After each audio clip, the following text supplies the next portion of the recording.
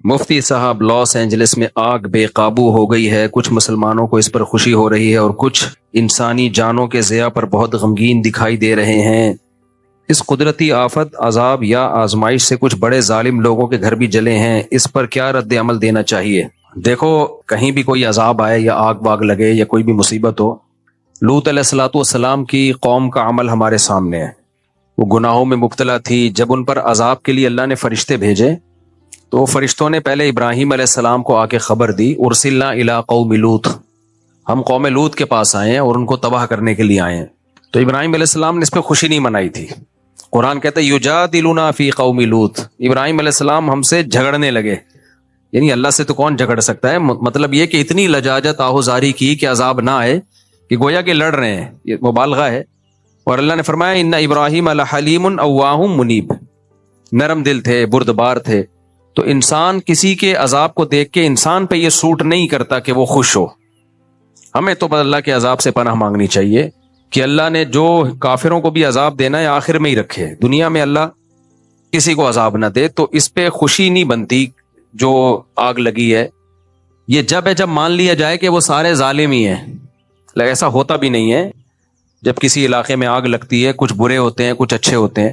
البتہ اتنی بات ضرور ہے کہ یہ عبرت کی بات ضرور ہے. غزہ میں جب آگ لگی ہے، جو روزانہ آگ لگ رہی ہے، روزانہ بم برسائے جا رہے ہیں جس میں معصوم بچے جل رہے ہیں، اس آگ پہ کوئی نہیں روتا. یہاں جب آگ لگی ہے تو پورے میڈیا نے اس کو فوکس کیا ہوا ہے، کوریج. تو ہم یہ نہیں کہہ رہے کہ اس آگ کو آپ کوریج نہ دیں، اس کو بجھانے کی کوشش نہ کریں. یہ جیسے انسان ہے تو غزہ میں رہنے والے بچے، عورتیں، وہ بھی تو انسان ہیں. ان کے بارے میں خاموشی اختیار کر لینا، بلکہ اور اسرائیل کو اپریشیٹ کرنا، پروموٹ کرنا، اس کی مدد کرنا، تو پھر انتقام کی اللہ کی آگ بھی جوش میں آتی ہے.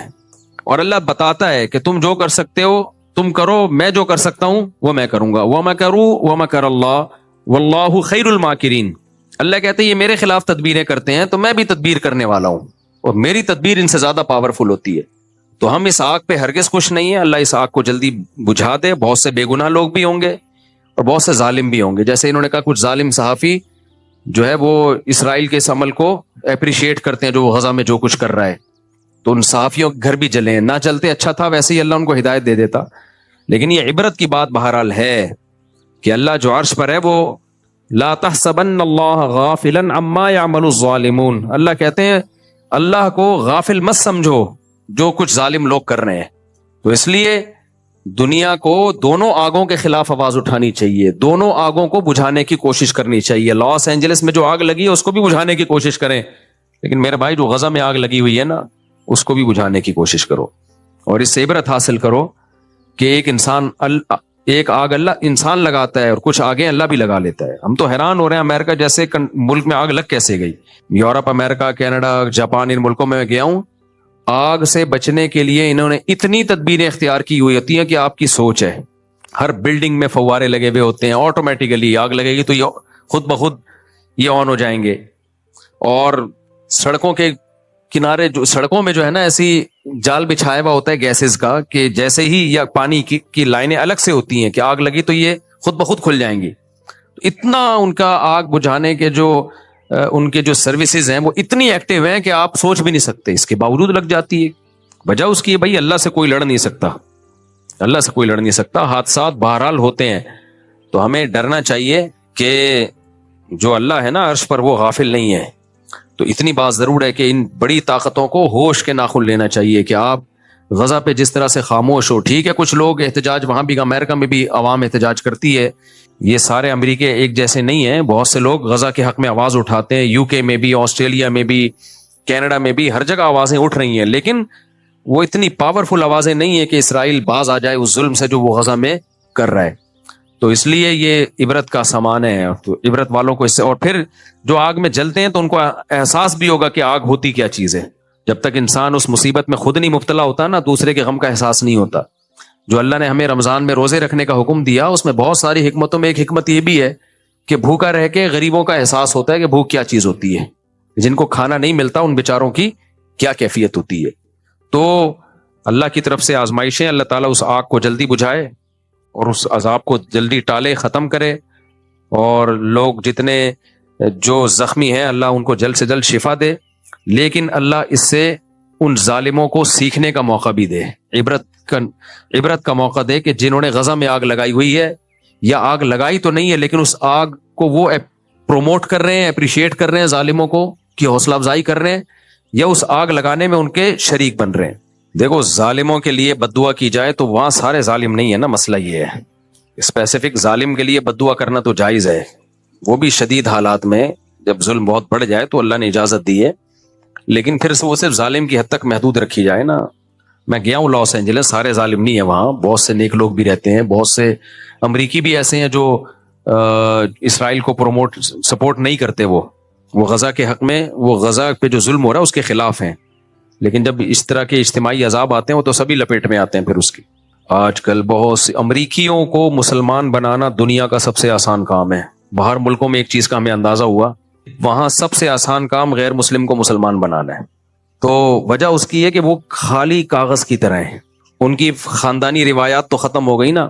انڈیا میں جب ہندو مسلمان بنتا ہے نا تو اس کی پرمپرا اور پیچھے پورا خاندان اور وہ دھمکیاں اور قتل، گوروں کے یہاں تو یہ سیٹ اپ ہی نہیں ہے، چچا ماموں والا، صحیح ہے نا، اس کی انڈیویجول لائف ہے، وہ لائف پہ انجوائے کر رہا ہے، اس کو تمیز سے بات سمجھاؤ وہ سمجھ جائے گا، وہ مان جائے گا وہ، لیکن وہاں کوئی تمیز سے یہ کام کر نہیں رہا، کر رہے ہیں لیکن بہت محدود پیمانے پر کام ہو رہا ہے، ورنہ کوئی صحیح طریقے سے کام کرے نا۔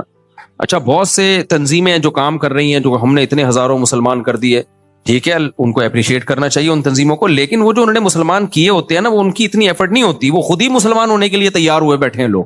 میں ملاوی گیا تو ایک بندہ لانچ میں نہیں، جس کی میں نے ولاگ بھی بنایا، ایک افریقی آیا، کرسچن تھا، وہ کہتا ہے ہماری داڑیاں ٹوپیاں دیکھی، کچھ مستورات بھی تھیں ہمارے ساتھ، تو وہ ان کا پردہ وردہ بھی، نماز سب دیکھا اس نے، تو ان کی عورتوں کو تو پردہ ہی نہیں ہوتا، تو یہ چیز ویسے ہی اٹریکٹ کرتی ہے یار، کہ ان کی خواتین ہے کیسی با پردہ، بچیوں نے بھی اسکارف پہنے ہوئے ہیں، بچوں کے بھی پورے ڈریس ہیں، یہ چیز خود انسان کو، ہر خاندانی آدمی چاہتا ہے یار کوئی تمیز کی زندگی ہو۔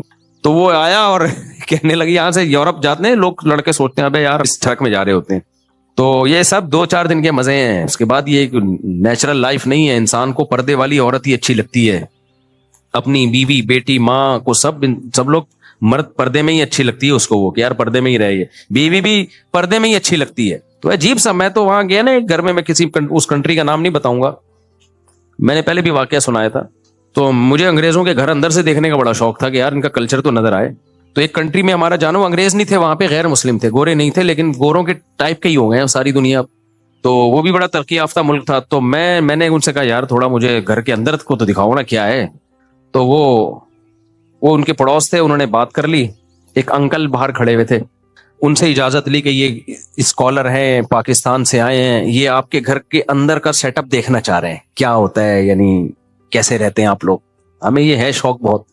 اس نے پی ہوئی تھی نا، قمیض اتاری بھی تھی، شکر ہے نیچے پہنا ہوا تھا، ورنہ پینے کے بعد بعض دفعہ وہ سمجھتا ہے کہ پہنا ہوا ہے، وہ ہوتا نہیں ہے پہنا ہوا، اوپر سے قمیض اتری بھی، تو میں نے کہا قابل برداشت ہے، تو گھوم رہا ہے نا، اس نے کہا ہاں ٹھیک ہے چلے جاؤ۔ اب ہم لوگ جب کسی کو گھر میں لے کے جائیں، پہلے بیگم پردہ کر لو، ایسا ہی ہوتا ہے نا، مستورات ایک سائڈ پہ ہو جائیں، اس نے کہا گھس جا، اسپینش زبان میں بولا وڑ، ٹھیک ہے نا، ہم نے کہا یار کوئی پردہ کچھ بھی نہیں، اندر گئے ہیں تو اس کی کوئی دادی بیٹھی ہوئی تھی، وہ تھی اس کی وائف، لیکن بیچاری دادی لگ رہی تھی، غیبت اس لیے نہیں، آپ کو کیا پتا، لوگوں نے نیچے لکھا تھا کسی کا راز کیوں فاش کرا، تم اسپین چلے جاؤ تو بڑی بات ہے یار، راز فاش، میں گھر کا ایڈریس تھوڑی دے رہا ہوں میں، تو کیا پتا کس کی بات ہو رہی ہے، اس کو بھی نہیں پتا کیونکہ اس نے تو پی ہوئی تھی، میرا ترجمہ کر کے بھی کوئی بتا دے گا نا اسپینش میں کہ آپ کا واقعہ سنا ہے، پھر بھی اس کی سمجھ میں نہیں آئے گا، اس کو پتہ ہی نہیں ہوا کیا ہے نا، پینے والے کو تو ہوش کے بعد پتا چلتا ہے کون آیا کون نہیں آیا، اس لیے اس میں کوئی غیبت نہیں ہے۔ تو جب میں اندر گیا ہوں تو ایک بڑھیا بیٹھی ہوئی، اللہ معاف فرمائے، اس نے، اور بس وہ اوپر کر تھوڑا بہت، یار بوڑھی عورتیں اس ڈریس میں اچھی لگتی ہیں، بیٹھی ہوئی کوئی فلم دیکھ رہی ہے، وہ مجھے اپنی دادی یاد آئی، یار ہماری دادی کیسی نورانی چہرہ ان کا یار، وہ بڑھیا اس کی بیوی تھی، بعد میں اس نے بتایا، وہ بیچاری جلدی، وہ بڑی عمر کی خاتون سے شادی کر لی ہوگی، خیر وہ تو ان کا پرسنل معاملہ ہے، کوئی ایسا مسئلہ نہیں ہے یہ۔ تو مجھے اپنی دادی یاد آئی، میں نے کہا یار ایک ہماری دادیاں نانیاں ہوتی ہیں، نانی بھی یاد آئیں، دادی بھی، کیسا سر پہ ان کے وہ ہوتا تھا اور ہاتھ میں تسبیح، مصلے پہ بیٹھی ہوتی تھیں، قرآن پڑھ رہی ہوتی تھیں، اتنے چادریں تھی نا ہماری دادی کی ایک ہی مصلے پہ، اور وہ اپنے زمانے کے جہیز کا ایک بکسا رکھا ہوا تھا۔ ان کی انٹرٹینمنٹ ہماری دادی کی تھی کتھا پان، ایک پورا وہ ڈبہ تھا، اس میں سروتا اور کتھا اور چونا اور یہ زیادہ یہ تھا، وہ لگایا یوں رکھا اور پھر اپنا اللہ اللہ کرنا لگی، اور زیادہ انٹرٹینمنٹ کے لیے غیبتیں کرتی تھی پڑوسیوں کی، اللہ مغفرت فرمائے۔ اڑوس پڑوس کی نا ہر وقت یہ چل رہی ہوتی تھی، میری والدہ اور میری دادی ساس بہو تھے نا، ٹائم اچھا پاس ہو جاتا۔ وہ بہن وہ آئی تھی، وہ بہو وہ کہہ رہی تھی، اچھا میری والدہ کی عمر بھی 60-65 سال ہو گئی، ان کو دلہن کہتی تھی، کیونکہ جب وہ رخصت ہو کے آئی تو دلہن تھی نا، تو ہم کہتے تھے اب تو 65 سال کی دادی بن گئی ہیں، نانی بن گئی ہیں، اب بھی ان کی زبان پہ ہی تھا دلہن۔ تو میں نے کہا یار ایک ہماری دادیاں ہوتی ہیں اور یہ بیچاری، اور گھر میں کوئی تیسرا فرد نہیں۔ ہمیں دیکھا انہوں نے ہائے ہائے فائن اسپینش میں کچھ بولا، انگلش میں بھی کچھ ٹوٹی پھوٹی انگلش، مجھے خیال ہوا تھا ہمیں دیکھ کے تھوڑا سا وہ تھوڑا ہوتا ہے نا، نہیں بھائی وہ تو سب کا اسٹائل ہی ہے، یہ اس کو وہ ان کا کلچر ہے، یہ اس کو وہ برا نہیں سمجھتے۔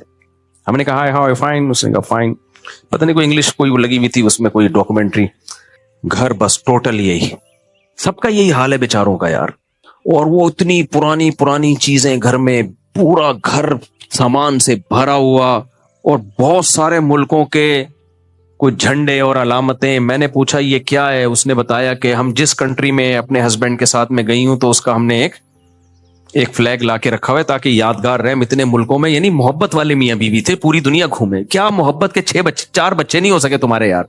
محبت کا تو پتہ چلتا ہے کہ اللہ کے بندو تم چاہتے ہو اولاد ہو، ہم دونوں مل کے پالیں، وہ ہے نہیں۔ پھر شاید ایک آدھ بچہ تھا، وہ پتہ نہیں کہاں شارٹ تھا، وہ 18 سال کا ہوتا ہی کہ مارکیٹ سے شارٹ ہو گیا۔ مجھے زیادہ ترس آ رہا تھا اس بیچاری بڑھیا پہ کہ یار مجھے بیٹا بنا لو، میں تمہاری خدمت کروں گا۔ کوئی ایسے یار، اب یہ اور بوڑھی ہوگی تو کیا ہوگا اس بیچاری کا؟ تو یہ حالات چل رہے ہیں مارکیٹ میں، سمجھ رہے ہو کیا بات؟ یہ میں نے شروع کہاں سے کی تھی، یہ کس پہ؟ نہیں یہ بات یہ واقع، ہاں تو اب مجھے ایک بات بتاؤ، یہ جب اسلام کو سنے پڑھیں، ان کا تو بہت اٹریکشن ہے بھائی۔ امریکہ میں ایک بڑھیا مسلمان ہوئی اس لیے کہ اس نے جنازہ دیکھ لیا کسی کا، اور وہ مسلمان بھی بڑے لبرل سے تھے، کوئی بہت مذہبی نہیں تھے۔ ان کی دادی کا انتقال ہوا امریکہ میں، انہوں نے غسل دیا، کفن دیا، جنازہ رکھا، پڑا بڑی تمیز سے جا کے۔ وہ بڑھیا نے، انگریز نے کہا بھائی کتنی تم عزت مردے کو دیتے ہو، میں تو مر گئی تو مجھے تو پتہ نہیں جلا دیں گے کیا کریں گے، میرے بچے بھی آئے گا بھی کہ نہیں آئے گا۔ وہاں گاؤں دیہاتوں میں فیملی سسٹم ہے، لیکن شہروں میں تو یہی حالات چل رہے ہیں، تو مجھے تو پتہ نہیں کیا کر دیں گے۔ تو میں اگر مسلمان ہو گئی مجھے بھی یہ پروٹوکول ملے گا؟ انہوں نے کہا ہاں بھائی یہ تو جو بھی مسلمان ہو اس کو ہم غسل کفن کے بغیر نہیں دفناتے۔ وہ مسلمان ہو گئی۔ تو میں وہ افریقہ والے کا بتا رہا تھا، ملاوی میں نا، تو وہ لانچ میں ہمارے ساتھ آیا، اور جب دیکھا بھائی خواتین نے پردہ بھی کیا ہوا ہے، بچوں نے بھی بڑی تمیز کے بیٹھے ہوئے ہیں، اور سارے ہمارے ساتھ تبلیغی ٹائپ کے لوگ داڑیوں والے، تو اس نے آ کے بات کرنا شروع کر دی، میں بھی اسلام لانا چاہتا ہوں۔ تو ہم نے پھر اس کو تبلیغ کی سمجھایا، پھر میں نے ان کے ذمہ لگا دیا بھائی اس کو کلمہ پڑھا دینا۔ میں نے کہا میں تو جا رہا ہوں، تم نے نہیں پڑھایا نا، الٹے لٹکے ہوئے ہوگے قیامت کے دن تم۔ پھر میں نے فون کر کے پوچھا بھی، تو وہاں مسلمان کرنا کوئی اتنا مسئلہ نہیں ہے، مسئلہ ہمارے ساتھ ہے، مسلمان کر کے سنبھالتے ہی نہیں ہمارے لوگ، کوئی ایسے کچھ سیٹ اپ ہی نہیں ہے بڑا سیٹ اپ کہ ان کو سنبھالا جائے پھر ان کو تبلیغ کی جائے کوئی۔ تو میں اس پہ بھی سوچ رہا ہوں، کچھ کر بھی رہے ہیں، ایسا نہیں ہے سارے ایسے نہیں ہیں، لیکن کچھ لوگ کر بھی رہے ہیں اس پہ۔ خلاصہ یہ نکلا کہ اس وقت دنیا میں جو ہٹ دھرم اور ضدی ہیں ان کی تو میں بات ہی نہیں کر رہا، لیکن نارملی غیر مسلم کا اسلام لانا اتنا مسئلہ نہیں ہے۔ ابھی دیکھو ایک عیسائی آتا تھا یہاں بیان میں بیٹھتا تھا، کرسچن لڑکا تھا، میرا خیال ہے کتنے سال بیان سنا ہوگا، کون جس کے بیچارے کی ڈیتھ بھی ہو گئی ابھی، کون لایا تھا اس کو یار؟ ادھر ہی کوئی لڑکا آتا ہے بیان میں، تو کئی سالوں یا کئی مہینوں سے بیان سن رہا تھا، مجھے نہیں پتا تھا یہ کرسچن ہے، بیان سن کے چلا جاتا تھا۔ تو کیا ہوا ہے 2-4 مہینے پہلے وہ آیا اور کہا کہ میں آپ کا، مجھے یاد دیکھ کے بھی پہچان گیا، میں نے کہا تم تو بیان میں آؤ، تو کہتا ہے میں عیسائی ہوں لیکن میں اب اسلام لانا چاہتا ہوں۔ تو میں نے اسے کہا سوچ لو اچھی طریقے سے، غور و فکر کر لو وغیرہ وغیرہ، سمجھایا، پھر چلا گیا۔ وہ مجھے ڈر بھی لگ رہا تھا انتقال نہ ہو جائے یار، لیکن بہرحال انسان سوچے تو نا۔ تو پھر اگلے ہفتے دوبارہ آیا، کہہ رہا میں بالکل سوچ سمجھ کے مسلمان ہو رہا ہوں۔ تو اسلام قبول کیا اس نے، ابھی اسلام قبول کروایا ہے اس کو، یہیں بینچ پہ مسلمان ہوا۔ میرا کینیڈا کا سفر تھا، میں کینیڈا گیا تو وہاں کسی کا میرے پاس میسج آیا کہ اس کی ڈیتھ ہو گئی ہے، ایکسیڈنٹ میں انتقال ہو گیا۔ میں نے کہا کون؟ میں پہچان نہیں رہا، تصویر بھی، میں نے کہا بھائی یہ تو وہی ہے جو ابھی ہے۔ لیکن مجھے وہ حدیث، ایسے بہت واقعات اپنی زندگی میں دیکھے ہیں بھائی، تو حدیث میں آتا ہے کہ انسان برے عمل کرتے کرتے کرتے ایک بالش جہنم کے قریب پہنچ جاتا ہے، لیکن اللہ کے